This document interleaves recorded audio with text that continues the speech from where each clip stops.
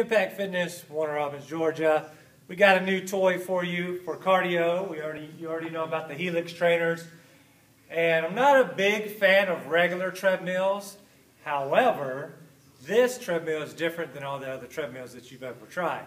It's a mountain climber treadmill. It goes up to 40-degree incline. So you can get your heart rate up without pounding your joints and burn 5 times the calories as doing a regular treadmill. Even if you're running versus walking versus running, you can burn more calories walking if you crank this thing up on a really good incline. Okay? A couple things you need to know about a treadmill. Maybe you've never heard this before, but when you start a treadmill, you want to start with your feet on either side, not on the belt, on the railings right here. And then what you want to do is just simply press start. Okay? And that's going to start it on a very slow speed. You want to start the belt going before you step on it. And then at this slow speed, it's easy to step on, okay? And then you can adjust the speed or the incline very easily. We'll show you if you're not familiar with this stuff. But the main thing I want you to know is do not crank up the speed and then try to step on it. Obviously, you want to keep it on this low speed. And then you can just push in whatever speed you want it to go on. You got the handles up here so that when you crank it up really high, I'll just put it on 20 degrees. That's just halfway incline. Just to show you how intense it can get that fast. It's got a heart rate monitor on it. It's got a iPad compatible, iPod compatible. It's got many different programs. We'll get you versed on how to do it. It's shock absorbent, so it takes a lot of pressure off your knees. So almost to 20 degrees right now. This is just halfway. Obviously, I'm going to burn a lot more calories if I'm walking at an incline like this than if I was to just leave it flat or even just go at a very small incline. That's 20 degrees. It still can go 20 more, okay? Just want to give you a quick idea of how to make this thing work for you correctly and to also make sure it lasts and doesn't have any problems, okay?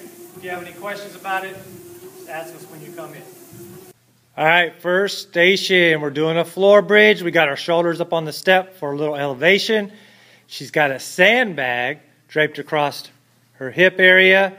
It's 20 pounds sandbag. It's going to give you more intensity in those glutes and those hamstrings. We are going to make this a no rest station. So again, you can just pace yourself, get a lot of contractions in. Notice at the top, she can relax her head on the step so she doesn't strain her neck. Pushing through those heels, bridging up as high as you can. If you're a beginner, use no sandbag or actually do the rest. All right, on your second station, you got a kettlebell. Notice she's doing an upright row up underneath her chin, and then she's using those legs to power it all the way up.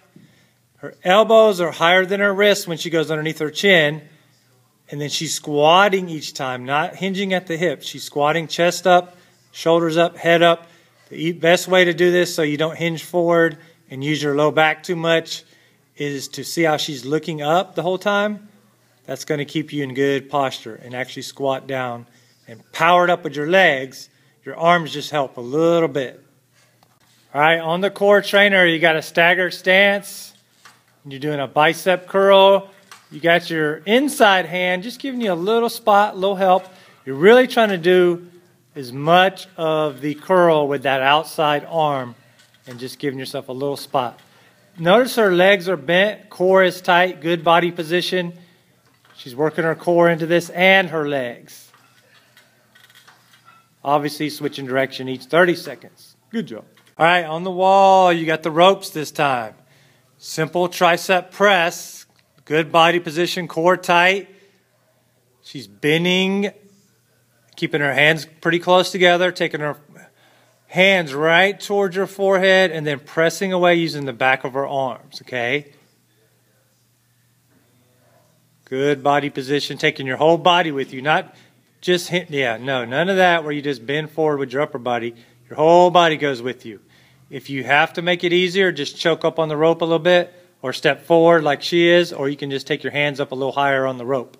Either way is going to make a little bit easier on those triceps. All right, your last station. If you've been coming a while, you're going to try this advanced move. You're going to put your feet elevated behind you and just do a good old push-up. Good body position. Don't try this if you can't really do a regular push-up very well. Let's get strong on the floor if you can't do it with your feet up. Okay? She's even having a hard time after doing those triceps. Notice her elbows are slightly going back towards her hips. She's having a hard time. There you go. Yeah.